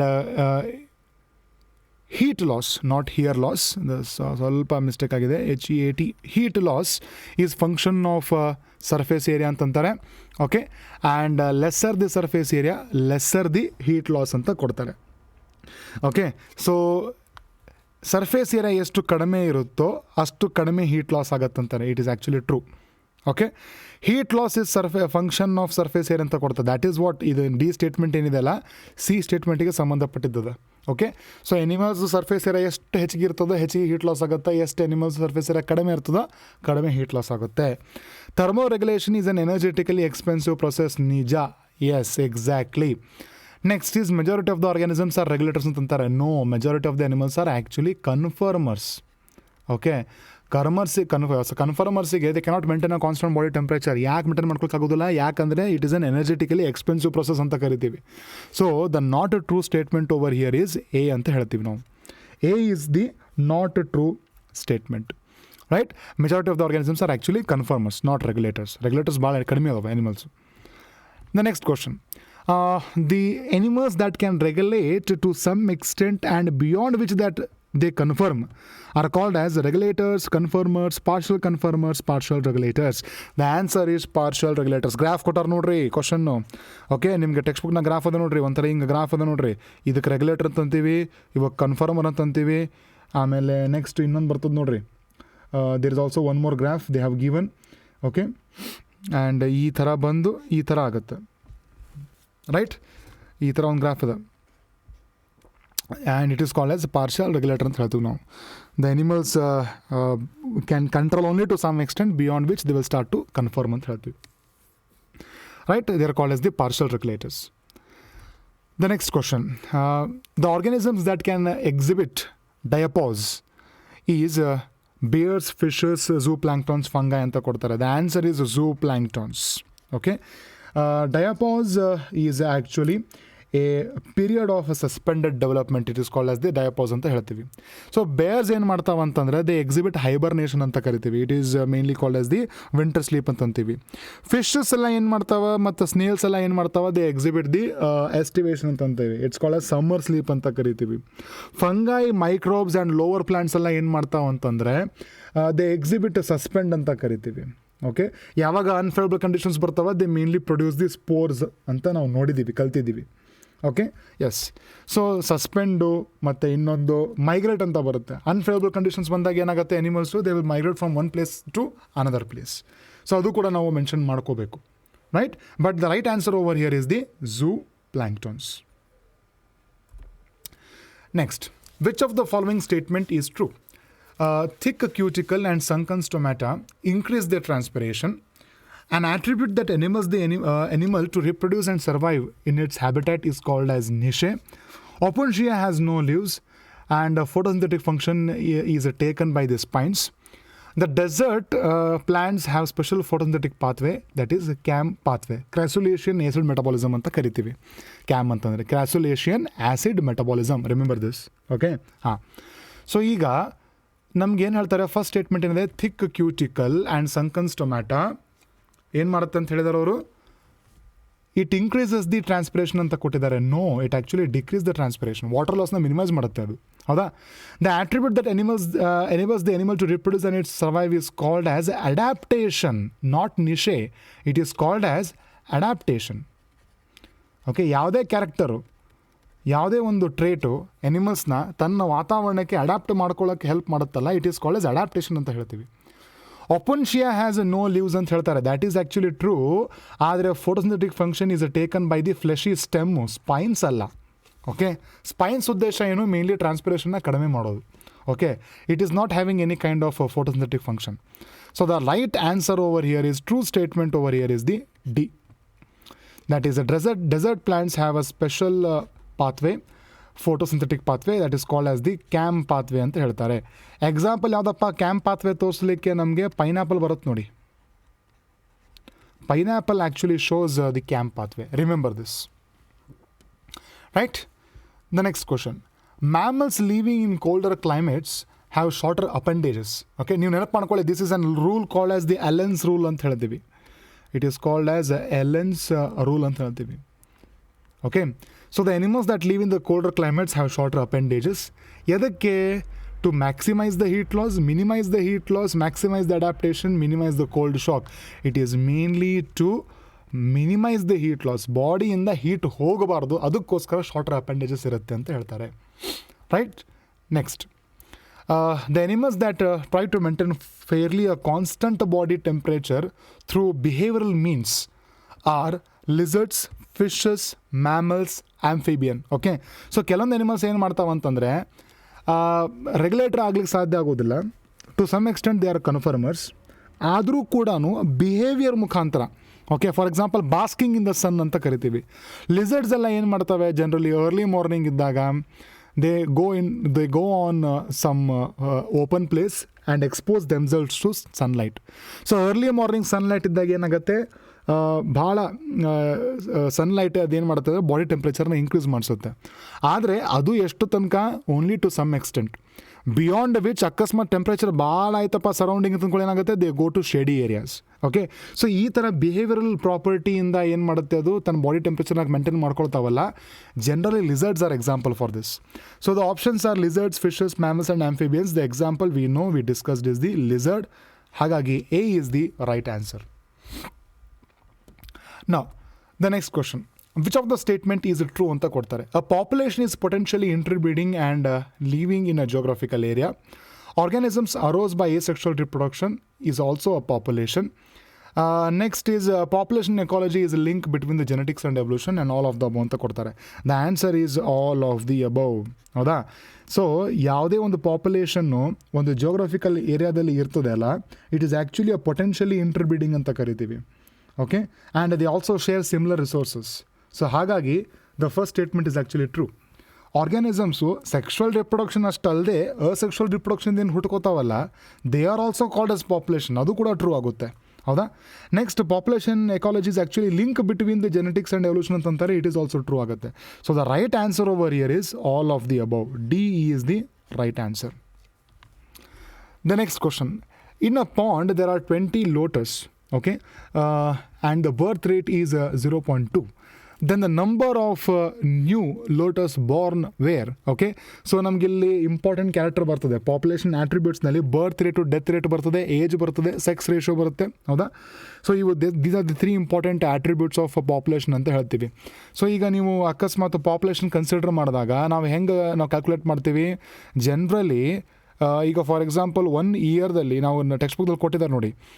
ಈಗ birth rate ಕೊಟ್ಟಿದ್ದಾರೆ, ಎಷ್ಟು 0.2 ಇದೆ. Okay, and ಎಷ್ಟು number of lotus ಇದೆ 20 ಅಂತ ಹೇಳಿದ್ದಾರೆ. So ಎಷ್ಟು ಹೊಸ ಲೋಟಸ್ ಬಾರ್ನ್ ಆಗಿದೆ ಅಂತ ಕೇಳಿದರೆ ನಮಗೆ ಗೊತ್ತಿಲ್ಲ. ಇದು this is the X value. So ನೀವು ಮಲ್ಟಿಪ್ಲೈ ಮಾಡಿದರೆ ದಟ್ ಈಸ್ 0.2 × 20 ಅಂತ ಮಲ್ಟಿಪ್ಲೈ ಮಾಡಿದರೆ ನಿಮ್ಗೆ ವ್ಯಾಲ್ಯೂ ಬರುತ್ತೆ. And the answer over here is 4. 4 is our right answer. So multiply ಮಾಡಿ ನೋಡಿ, ದ ಆನ್ಸರ್ ವಿಲ್ ಬಿ 4. ಹೌದಾ? ಸೊ ಈ ಥರ ನಿಮ್ಗೆ ಇದೇ ಥರ ನಿಮ್ಗೆ ಏನು ಮಾಡ್ತಾರೆ, basic mathematical question death rate ಮೇಲೂ ಕೇಳ್ತಾರೆ ನಿಮಗೆ. ಓಕೆ, ಸೊ ನೆನಪಿಟ್ಕೊಳ್ಳಿ, ಡೆತ್ ರೇಟು ಬರ್ತ್ ರೇಟ್ ಮೇಲೆ ಕ್ವಶನ್ಸ್ ಬರ್ಬೋದು, ಪ್ರಾಕ್ಟೀಸ್ ಮಾಡ್ಕೊಳ್ಳಿ. ಓಕೆ, ಹಾಂ. Which of the following is not an attribute of the population? Birth rate, death rate, next is sex ratio, next is age, immigration. The answer is immigration ಅಂತಂತೀವಿ. Immigration mainly affects the population density. Okay, immigration ಅಂತಂದ್ರೆ ವಲಸಿಗರು ಬೇರೆ ದೇಶದಿಂದ ಒಂದು ಏರಿಯಾಗೆ ಬರ್ತಾರಲ್ಲ, ಒಂದು ದೇಶಕ್ಕೆ ಬರ್ತಾರಲ್ಲ, they are called as immigration. ಒಂದು ದೇಶದಿಂದ ಬಿಟ್ಟು ಇನ್ನೊಂದು ದೇಶಕ್ಕೆ ಹೋಗ್ತಾರಲ್ಲ, that is called as emigration ಅಂತ ಕರಿತೀವಿ. ಓಕೆ, ಸೊ ಹಾಗಾಗಿ birth rate, death rates, sex ratio, age, ಇವೆಲ್ಲ these are the characters of the population. ಆದರೆ ಯಾವುದು ಅಲ್ಲ ಅಂದರೆ ಇಮಿಗ್ರೇಷನ್, ಎಮಿಗ್ರೇಷನ್ ಅವೆಲ್ಲ they not the characters. The next one, which of the following represents the correct statement about the age pyramid ಅಂತ ಕೊಡ್ತಾರೆ. Age pyramid ನೋಡ್ಕೊಳ್ಳಿ ನೀವು, ಯಾವ್ದು ಬರುತ್ತೆ, ಎಕ್ಸ್ಪ್ಯಾಂಡಿಂಗ್ ಬರುತ್ತೆ, ನೆಕ್ಸ್ಟ್ ಸ್ಟೇಬಲ್ ಬರುತ್ತೆ, ನೆಕ್ಸ್ಟ್ ಡಿಕ್ಲೈನಿಂಗ್ ಅಂತ ಬರುತ್ತೆ. ಹೌದಾ? ಸೊ ಅದರ ಬೇಸಿಸ್ ಮೇಲೆ ಒಂದು ಸ್ಟೇಟ್ಮೆಂಟ್ ಕೊಟ್ಟಿದ್ದಾರೆ ಇಲ್ಲಿ. In expanding population the pre reproductive individuals are less ಅಂತ ಹೇಳ್ತಾರೆ. ಹೌದಾ? In stable population there is more death than the birth ಅಂತ ಹೇಳ್ತಾರೆ. In declining population the pre reproductive age individuals are more in number ಅಂತಂತಾರೆ. In the if the number of death is more than the birth then the population is declining ಅಂತ ಹೇಳ್ತಾರೆ. ಹೌದಾ? So the right answer over here is D ಅಂತ ಹೇಳ್ಬೋದು. Okay, ಅಕಸ್ಮಾತು ಡೆತ್ತು ಬರ್ತ್ಗಿಂತನೂ ಹೆಚ್ಚಿಗೆ ಇತ್ತು ಅಂತಂದರೆ the population is declining ಅಂತ ಹೇಳ್ತೀವಿ ನಾವು. ಹೌದು? ನಾವು ಈ ಥರದ ಪಾಪ್ಯುಲೇಷನ್ನಾಗ generally post reproductive group of individuals ಹೆಚ್ಚಿಗೆ ಇರ್ತಾರೆ than the pre reproductive individuals. So C statement is actually not correct. ಅಂದರೆ ಡಿಕ್ಲೈನಿಂಗ್ ಪಾಪ್ಯುಲೇಷನ್ದಲ್ಲಿ ಪ್ರೀ ರಿಪ್ರೊಡಕ್ಟಿವ್ ಏಜ್ ಇಂಡಿವಿಜುವಲ್ಸ್ ಹೆಚ್ಚಿಗೆ ಅಂತ ಹೇಳಿದ್ದಾರೆ. No, post reproductive age individuals ಹೆಚ್ಚಿಗೆ ಇರ್ತಾರೆ. ಓಕೆ, ನೆಕ್ಸ್ಟು ಸ್ಟೇಬಲ್ ಪಾಪ್ಯುಲೇಷನ್ನಾಗ more death than the birth ಅಂತ ಕೊಟ್ಟಿದ್ದಾರೆ. That is not true. Equal number of death, no new death, no new birth. ಹಾಗಾಗಿ stable population ಅಂತ ಕರಿತೀವಿ. ಓಕೆ, ಎಕ್ಸ್ಪ್ಯಾಂಡಿಂಗ್ ಪಾಪ್ಯುಲೇಷನ್ನಾಗ ಏನಾಗುತ್ತೆ, pre reproductive individuals are less ಅಂತಂತಾರೆ, but actually pre reproductive individuals ಹೆಚ್ಚಿಗೆ ಇರ್ತಾರೆ. ಹಾಗಾಗಿ ಪಾಪ್ಯುಲೇಷನ್ ಗ್ರೋ ಆಗ್ತಿರ್ತದೆ, ಎಕ್ಸ್ಪ್ಯಾಂಡಿಂಗ್ ಪಾಪ್ಯುಲೇಷನ್ ಅಂತ ಕರಿತೀವಿ. So even A statement is not true and B is also not true. The right correct statement is what? D. Remember this. The next question, a population will expand if there is a more number of emigration, death, natality. The answer is immigration. Okay, so ಈಗ ಅಲ್ಲೇ ನಾವೇನು ಮಾಡ್ಬೋದು, ಒಂದು geographical area ತೊಗೊಳ್ರಿ. ಇದು A ಅಂತನ್ರಿ, B ಅಂತನ್ರಿ. ಬಿನಾಗ already X ಅದ ಅಂತ ಅಂದ್ಕೊಳ್ರಿ, X number of population ಅದ. ಇಲ್ಲೊಂದು ಏನಾಗದ, ನಮ್ಗೆ ಝೆಡ್ ನಂಬರ್ ಆಫ್ ಪಾಪ್ಯುಲೇಷನ್ ಅದ. ಸೊ ನಮ್ಗೆ ಏನಾಗುತ್ತೆ, ಎ ಇಂದ ಬಿಗೆ ಬರ್ಲಿಕ್ಕತ್ತಾರ ಅಂತಂದರೆ ಎಕ್ಸ್ ಪಾಪ್ಯುಲೇಷನ್ ಏನಾಗುತ್ತೆ, ಹೆಚ್ಚಿಗೆ ಆಗುತ್ತೆ. ಯಾಕಂದರೆ Z number of individuals R coming over year, right? So ಹಾಗಾಗಿ ಇಮಿಗ್ರೇಷನ್ ಅಂತ ಕರಿತೀವಿ. Right answer is immigration. So ನಮಗೊಂದು ಇಕ್ವೇಷನ್ ಕೂಡ ಬರುತ್ತೆ ನಮಗೆ, how the population density is actually affected. Okay, ಅದು ಕೂಡ ನಾನು ಬೇಕಾದ್ರೆ ನಿಮಗೆ ಬರೆದು ಬಿಡ್ತೇನೆ, ಇಲ್ಲಿ ನೆನಪಿಟ್ಕೊಳ್ಳಿ, ನೋಡಿರ್ಬೇಕು ಟೆಕ್ಸ್ಟ್ ಬುಕ್ನಲ್ಲಿ. N+1 is equal to, okay, N+B+I minus D+E ಕೊಟ್ಟಿದ್ದಾರೆ ನಮಗೆ. ಇದು ಸ್ಟೇಟ್ಮೆಂಟು, ಈ ಇಕ್ವೇಷನ್ ಕೊಟ್ಟಿದ್ದಾರೆ, ನೆನಪಿಟ್ಕೊಳ್ಳಿ. ಇದು ಕೂಡ ಇಂಪಾರ್ಟೆಂಟು. ಇದರ ಮೇಲೆ ನಿಮಗೆ ವ್ಯಾಲ್ಯೂ ಸಬ್ಸ್ಟಿಟ್ಯೂಟ್ ಮಾಡಿ ಕ್ವಶನ್ ಕೇಳಬಹುದು, ನೆನಪಿಟ್ಕೊಳ್ಳಿ ಇಕ್ವೇಷನ್ಸ್ನ. Okay, the next, which of the following statement is not true ಅಂತ ಕೊಟ್ಟಿದ್ದಾರೆ. Relative population density is use to estimate the sizes indirectly. The population density of carrot grass is more than the population density of the banyan tree. Effect of pesticide on pests can be evaluated by the change in population size. Tiger census is based on the pug marks. Okay, so ಈಗ ನಾವು ಇದರಲ್ಲಿ ಕಲ್ತಿದ್ದೀವಿ, population ಡೆನ್ಸಿಟಿಯಲ್ಲಿ ಕಲ್ತಿದ್ದೀವಿ. So relative population density is use to determine the estimate of the population ಅಂತ ಕೊಟ್ಟಿದ್ದಾರೆ. ಹೌದಾ? ಅದು ಏನು, ಇಂಡೈರೆಕ್ಟ್ಲಿ ಅಂತ ಹೇಳ್ತಾರೆ. ಎಕ್ಸಾಕ್ಟ್ಲಿ. ಎವ್ರಿ ಟೈಮ್ ನಾವು ನಂಬರ್ ಆಫ್ ಇಂಡಿವಿಜುವಲ್ಸ್ನ ಎಣಿಸ್ಕೊಂಡು ಕೂಡಬೇಕಂತ ಏನಿಲ್ಲ. For example planktons, zooplanktons, phytoplanktons, ಪಾಂಡ್ನಲ್ಲಿ. ನಾವು ಇಡೀ ಪಾಂಡನಾಗಿ ನೀರು ತೆಗೆದು ನೋಡ್ಲಿಕ್ಕೆ ಆಗೋದಿಲ್ಲ ಎಷ್ಟವ ಝೂ ಪ್ಲಾಂಕ್ಟಾನ್ಸು ಎಷ್ಟವ ಫೈಟೋ ಪ್ಲಾಂಕ್ಟಾನ್ಸ್ ಅಂತ ತಿಳ್ಕೊಂಡು. They are microscopic creatures and they will be in millions of together. ಬರೀ ಒಂದು ml ಆಫ್ ವಾಟರ್ನಾಗ ಮಿಲಿಯನ್ಸ್ ಇರ್ತಾವೆ, ಹೌದಾ? ಸೊ ಅದಕ್ಕೆ ನಾವೇನು ಮಾಡ್ತೀವಿ, ಒಂದು ಸಣ್ಣ ಸ್ಯಾಂಪಲ್ ಸೈಜ್ ತೊಗೊಂಡು ಈ ಒಂದು ml ಇಷ್ಟದ ಅಂತಂದ್ರೆ ಒಂದು ಈ ಪಾಂಡ್ನಾಗ ಎಷ್ಟಿರ್ಬೋದು ಅಂತ ತಿಳ್ಕೊಂಡು ಒಂದು ಎಸ್ಟಿಮೇಟ್ ಕೊಡ್ತೀವಿ ನಾವು. Okay, it is not approximate, it is just an estimate. And estimation ಹೆಂಗೆ ಕೊಡ್ತೀವಿ ಪಾಪ್ಯುಲೇಷನ್ ಸೈಜ್ದು? ಥ್ರೂ ರಿಲೇಟಿವ್ ಪಾಪ್ಯುಲೇಷನ್ ಡೆನ್ಸಿಟಿ ಅಂತ ಹೇಳ್ತೀವಿ. It is a true statement.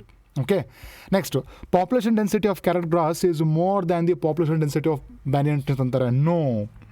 Okay, ಯಾಕಂತಂದರೆ ಒಂದು ಜಿಯೋಗ್ರಾಫಿಕಲ್ ಏರಿಯಾದಲ್ಲಿ ನಮಗೆ ಬ್ಯಾನಿಯನ್ ಟ್ರೀ ಕಡಿಮೆ ಇದೆ, ಕ್ಯಾರೆಟ್ ಗ್ರಾಸ್ ಅಂದರೆ ಅರ್ಥ ಏನು, ನಮಗೆ ಪಾರ್ಥೇನಿಯಂ ಹೆಚ್ಚಿಗೆ ಇದೆ ಅಂತಂದ ಮಾತ್ರಕ್ಕೆ contribution of carrot grass is more than the banyan tree ಅನ್ನೋದು ತಪ್ಪಾಗುತ್ತೆ. ಓಕೆ, ಅಂಥ ಟೈಮ್ನಾಗ ನಾವೇನು ಮಾಡ್ತೀವಿ, ಪ್ರೊಡಕ್ಟಿವಿಟಿ ಕನ್ಸಿಡರ್ ಮಾಡ್ತೀವಿ. ಬಯೋಮಾಸ್, ನಾವು ಕ್ಯಾರೆಟ್ ಗ್ರಾಸದ ಬಯೋಮಾಸ್ ನೋಡ್ತೀವಿ, ಮತ್ತು ಇನ್ನೊಂದು ಯಾವುದು ಬ್ಯಾನಿಯನ್ ಟ್ರೀದು ಬಯೋಮಾಸ್ ನೋಡ್ತೀವಿ. ಯಾವ್ದು ಹೆಚ್ಚಿಗೆ ಇದೆ ಕಾಂಟ್ರಿಬ್ಯೂಷನ್ನು ಅದನ್ನು ಚೆಕ್ ಮಾಡ್ತೀವಿ. The next one we are having is effect of pesticides on pest can be evaluated by the change in the population size. It is true, ಅದು ಕೂಡ ಸತ್ಯ ಆಗುತ್ತೆ. The next is tiger census is based on pug marks ಅಂತಂತಾರೆ. It is also a true statement. So the next one, identify the A, B, C and D ಅಂತ ಹೇಳ್ತಾರೆ. So let us erase this. Yeah, so A ಏನಿದೆ ನಮಗಿಲ್ಲಿ, next B ಏನಿದೆ, C ಏನಿದೆ, D ಏನಿದೆ ಅಂತ ಕೊಟ್ಟಿದ್ದಾರೆ. ಓಕೆ, ಸೊ ನಮಗೆ A ಇರೋದ್ರಿಂದ ಏನಾಗ್ತಾ ಇದೆ, ನಮಗೆ ಪಾಪ್ಯುಲೇಷನ್ ಡೆನ್ಸಿಟಿ ಇನ್ಕ್ರೀಸ್ ಆಗ್ತಾ ಇದೆ. C ಇರೋದ್ರಿಂದ ಪಾಪ್ಯುಲೇಷನ್ ಡೆನ್ಸಿಟಿ ಕಡಿಮೆ ಆಗ್ತಾ ಇದೆ. ಓಕೆ, B ಇರೋದ್ರಿಂದ ಪಾಪ್ಯುಲೇಷನ್ ಡೆನ್ಸಿಟಿ ಹೆಚ್ಚಿಗೆ ಆಗ್ತಾ ಇದೆ. D ಇರೋದ್ರಿಂದ ಏನಾಗ್ತದೆ, ಪಾಪ್ಯುಲೇಷನ್ ಡೆನ್ಸಿಟಿ ಕಡಿಮೆ ಆಗ್ತಾ ಇದೆ.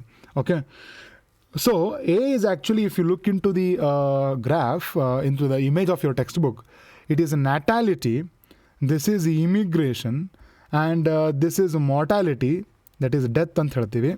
ಆ್ಯಂಡ್ ಇದು ಯಾವುದು ನಮಗೆ ಡಿ ಇರೋದು ಯಾವ್ದು ನಮಗೆ ಎಮಿಗ್ರೇಷನ್ ಅಂತ ಕರಿತೀವಿ. ಹೌದು, ಹಾಂ.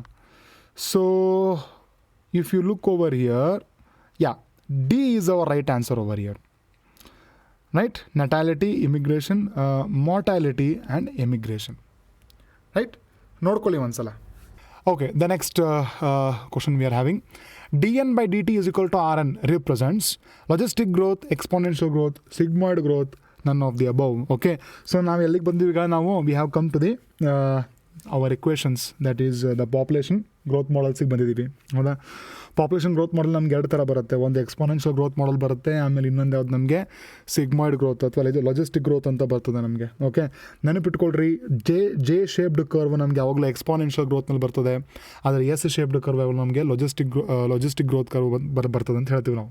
Okay, and dN by dt is equal to Rn ಏನಿದೆಲ್ಲ, ಇದನ್ನು ನಾವು ಇಂಟಿಗ್ರೇಟ್ ಮಾಡಿದರೆ ನಮ್ಗೆ ಇನ್ನೊಂದು ಇಕ್ವೇಷನ್ ಬರುತ್ತೆ. ಯಾವುದು ಎಕ್ಸ್ಪೋನೆನ್ಷಿಯಲ್ ಗ್ರೋತದು ನಮ್ಗೆ ಇನ್ನೊಂದು ಇಕ್ವೇಷನ್ ಬರುತ್ತೆ. That is nt is equal to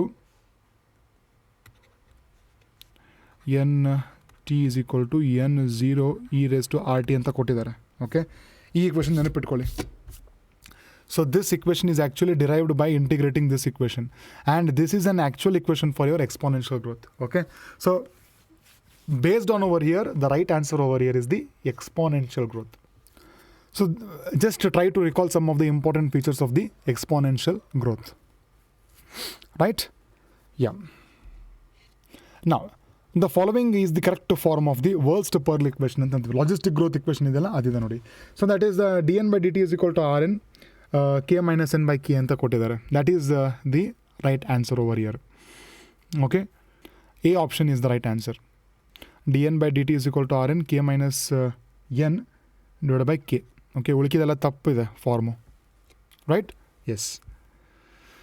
So the next question we are having, which of the following reproduces once in its lifetime? Okay, ನಾವು ಇದನ್ನು ನೋಡಬೇಕಾಗತ್ತೆ, ಯಾವುದು ಲೈಫ್ ಹಿಸ್ಟ್ರಿ ಅಂತ ಕೊಟ್ಟಿದ್ದಾರಲ್ಲ ಅಲ್ಲಿ ನೋಡಿ. Okay, so bamboo, humans, birds, all of the above. The answer is bamboo. Okay, bamboo, okay, salmon fish, they all reproduce only once in their lifetime ಅಂತ ಹೇಳ್ತೀವಿ. Yeah, sorry. Next one, which of the following interaction has a negative on both species interacting ಅಂತ ಕೊಡ್ತಾರೆ. Population ಇಂಟ್ರಾಕ್ಷನಲ್ಲಿ ನಮ್ಗೆ ಏನಾಗುತ್ತೆ, mutualism ಬರುತ್ತೆ, predation ಬರುತ್ತೆ, okay, competition ಬರುತ್ತೆ, okay, ಪ್ಯಾರಾಸಿಟಿಸಮ್ ಬರುತ್ತೆ, ಓಕೆ, ಕಮೆನ್ಸಲಿಸಮ್ ಎಲ್ಲ ಕೊಟ್ಟಿದ್ದಾರೆ. ಹೌದಾ? ಸೊ ಇದರಲ್ಲಿ ನಮ್ಗೆ ಏನಾಗುತ್ತೆ, which of the following is having a negative on both species ಅಂತ ಕೊಟ್ಟಿದ್ದಾರೆ. ಸೊ ಮ್ಯೂಚುವಲಿಸಮ್ನಲ್ಲಿ ಏನಾಗುತ್ತೆ, ಒಂದಕ್ಕೆ ಬೆನಿಫಿಟ್ ಇರುತ್ತೆ, ಇನ್ನೊಂದಕ್ಕೂ ಬೆನಿಫಿಟ್ ಇರುತ್ತೆ. ಒಂದಕ್ಕೆ ಬೆನಿಫಿಟ್ಟು, ಇನ್ನೊಂದಕ್ಕೆ ನೆಗೆಟಿವ್ ಒಂದು ಯಾವುದು ನಮಗೆ ಪ್ಯಾರಸಿಟಿಸಮ್ ಆಗುತ್ತೆ. ಪ್ರಿಡೇಷನ್ನಲ್ಲಿ ಒಂದಕ್ಕೆ ಬೆನಿಫಿಟ್ಟು, ಇನ್ನೊಂದಕ್ಕೆ ನೆಗೆಟಿವ್ ಇದೆ. ಕಾಂಪಿಟೇಷನ್ನಲ್ಲಿ ಎರಡಕ್ಕೂ ನೆಗೆಟಿವ್ ಇದೆ.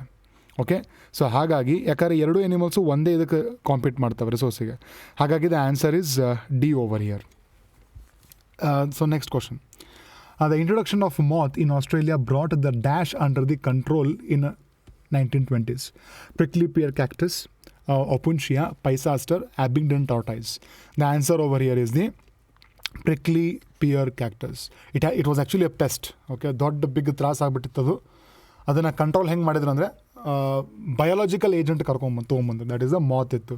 ಅದು ಮೇನ್ಲಿ ಫ್ಲವರ್ ಮೇಲೆ ಫೀಡ್ ಮಾಡ್ತಾಯಿತ್ತು, ಪ್ರಿಕ್ಲಿ ಪಿಯರ್ ಕ್ಯಾಕ್ಟಸ್ ಮೇಲೆ. ಹಾಗಾಗಿ ಪಾಪ್ಯುಲೇಷನ್ನು ಪ್ರಿಕ್ಲಿ ಪಿಯರ್ ಕ್ಯಾಕ್ಟಸ್ದು ಕಂಟ್ರೋಲ್ ಆಯಿತು. Okay, Pisaster is also used for understanding the importance of predation ಅಂತ ನಾವು ಕಲ್ತಿದ್ದೀವಿ. ಓಕೆ, ಯಾವಾಗ ಪೈಸಾಸ್ಟರ್ನ ನಾವು ಆರ್ಟಿಫಿಷಿಯಲಿ ಒಂದು ಜಿಯೋಗ್ರಫಿಕಲ್ ಏರಿಯಾಯಿಂದ ನಾವು ತೆಗೆದ್ವಿ, ಅವಾಗೇನಾಯಿತು, more than 10 different invertebrate species underwent coextinction process. ನಾವು ಇದನ್ನು ಕಲ್ತಿದ್ದೀವಿ, ಪ್ರಿಡೇಷನಲ್ಲೇ ಬರುತ್ತೆ ಇದು, ಅದರಲ್ಲೇ ಬರುತ್ತೆ ನಮಗಿದು concept. Okay, yes. So let us look on to the next question. To avoid from predators, insects and frogs have hide into dark places, adapted well to their habitat, cryptic coloration, become less active during nights. The answer is cryptic coloration or camouflage anta kottidare. This is our right answer. Cryptic coloration ಅಂತ ಕೊಡುತ್ತೆ, camouflage ಅಂತ ಹೇಳ್ತೀವಿ, ಅಂದರೆ ತಮ್ಮ ಬ್ಯಾಕ್ಗ್ರೌಂಡಿಗೆ match ಮಾಡ್ಕೊಳ್ಳುತ್ತೆ ಕಲರೇಷನ್ನು. Cardiac glycosides are produced by neem tree, Calotropis, Parthenium and aphids ಅಂತ ಕೊಟ್ಟಿದ್ದಾರೆ. The answer is Calotropis. ಹೌದಾ? ಯಾಕಂದರೆ plants they also show some defence mechanism against predation.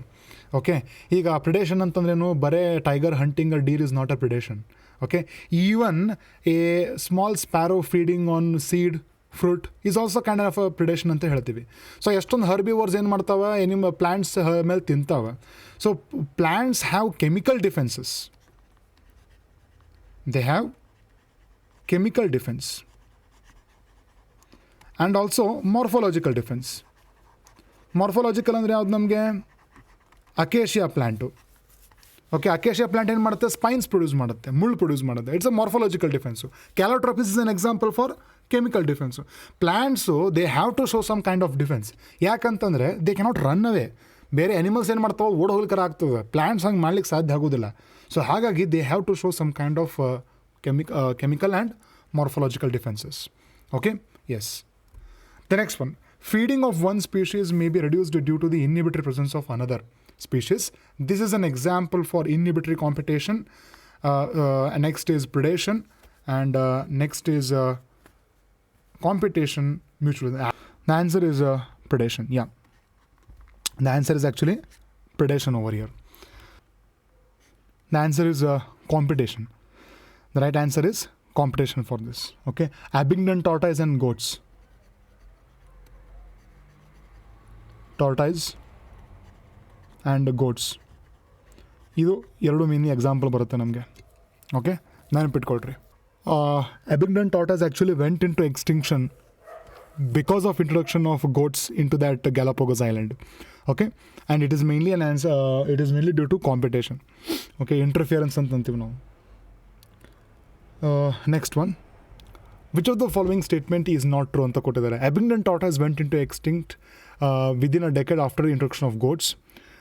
Next is a species will expand its territory when its competitor is removed or not present. Next is two highly competing species for the same resource cannot coexist, and it is called as Gauss exclusion principle.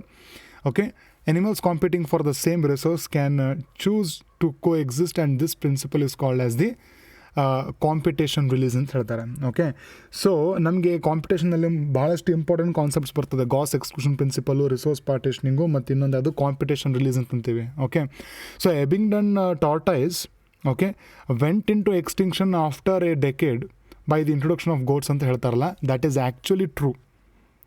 Okay, it is actually a true statement. Okay and species will expand its territory when its competitor is removed ಅಂತ ಅಂತಾರಲ್ಲ, it is called as competition release ಅಂತಂತೀವಿ. It is also true. Next, two highly competing species cannot coexist and it is called as Gause exclusion principle ಅಂತಂತಾರೆ. It is also true. ಆದರೆ animals competing for the same resource can choose to coexist, that is true, but this principle is not competition release, it is called as the resource partitioning ಅಂತ ಬರ್ತದೆ. ಹೌದಾ?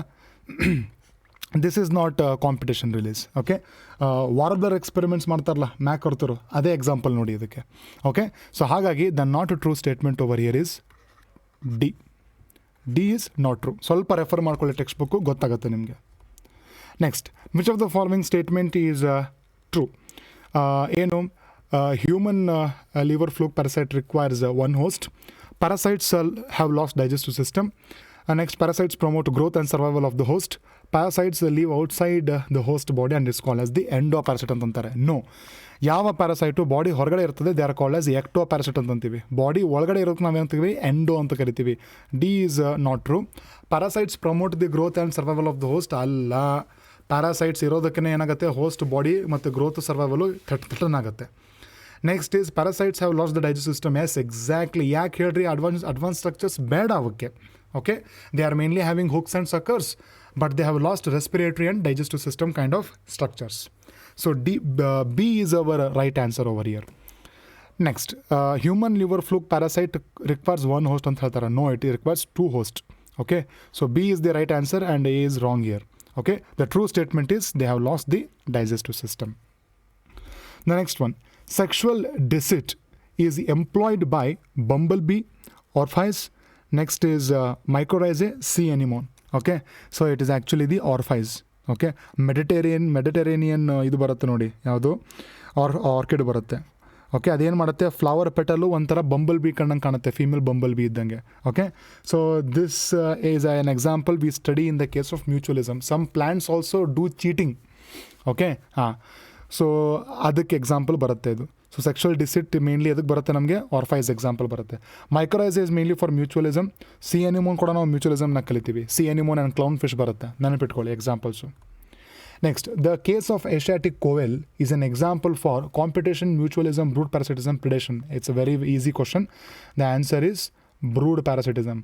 ನಮ್ಗೆ ಗೊತ್ತಲ್ವಾ ಏನು ಮಾಡುತ್ತೆ, ಕೋಯಲ್ಗೆ ಗೂಡು ಕಟ್ಲಿಕ್ಕೆ ಬರೋದಿಲ್ಲ, ಬೇರೆ ಬರ್ಡ್ನಲ್ಲಿ ಒಳಗಡೆ ನೆಕ್ಸ್ಟ್ ಒಳಗಡೆ ಹೋಗಿ ಏನು ಮಾಡುತ್ತೆ, ಅದು ಇದಿಡುತ್ತೆ, ಯಾವುದು ಎಗ್ ಇಡುತ್ತೆ.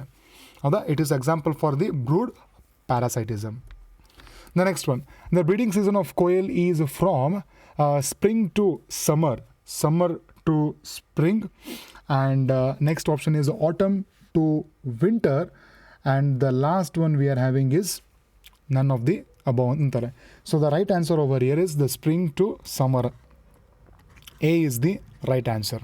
Okay, this is the main breeding season of koel. The next one, which of the following is an example for commensalism?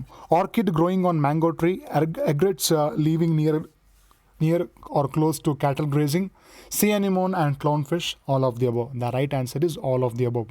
ಹೌದಾ?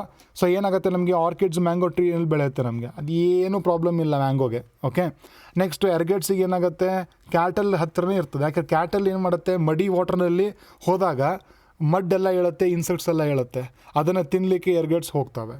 C anemone with clown fish. Okay, it is also an example for V can ಸೇ ಯಾವುದು ಕಮೆನ್ಸಲಿಸಮಿಗೆ ಬರುತ್ತೆ. ಹೌದಾ? Yeah, so D is the right answer. The next question, morphological and chemical differences are observed in the case of plants, fishes, monarch butterfly, frogs ಅಂತ ಹೇಳ್ತೀವಿ. So answer is the plants over here. Okay, so ಪ್ಲ್ಯಾಂಟ್ಸ್ನಲ್ಲಿ ಏನಾಗುತ್ತೆ, morphological ಬರುತ್ತೆ, chemical defence ಬರುತ್ತೆ. ಫಿಶಸ್ನಲ್ಲಿ ಏನಾಗುತ್ತೆ, ಅವೇನು ಹಂಗೆ ಇರೋದಿಲ್ಲ. ಫ್ರಾಗ್ಸ್ನಲ್ಲಿ ನಮಗೆ ಕ್ರಿಪ್ಟಿಕ್ ಕಲರೇಷನ್ ಬರುತ್ತೆ. ಮೊನಾಕ್ ಬಟರ್ಫ್ಲೈನಲ್ಲಿ ಏನಾಗುತ್ತೆ, ನಮಗೆ ಕೆಮಿಕಲ್ ಡಿಫೆನ್ಸ್ ಬರುತ್ತೆ.